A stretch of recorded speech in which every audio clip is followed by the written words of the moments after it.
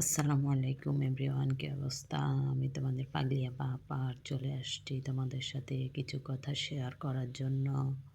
আসলে নিচে সকল কাজ কাম সেরে ঘর দুয়ার পরিষ্কার করে থালা বাসন ধুয়ে এখন উপরে আসছি কিছুক্ষণ রোদে বসার জন্য। উপরে আসি দেখি রোদ তো নাই, চারদিক থেকে শুধু বাতাস আসতেছে।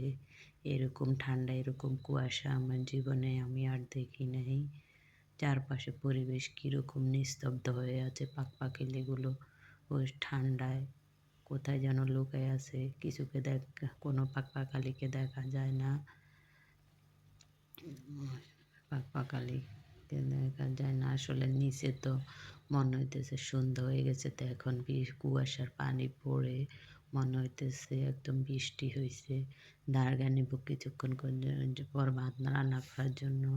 সেই দাঁড়গাগুলো ভিজে কী অবস্থা হয়ে আছে, এরকম কুয়াশা আসলে কি বলবো, আর বলার কোনো ভাষা নেই। সবার বাড়িতে কি এরকম কুয়াশা আছে নাকি সবাই জানাবেন। আর আমাদের এই অবস্থা জানি না উত্তরবঙ্গের মানুষের কি অবস্থা। আল্লাহ সবাইকে হেফাজত করুক, আমিন।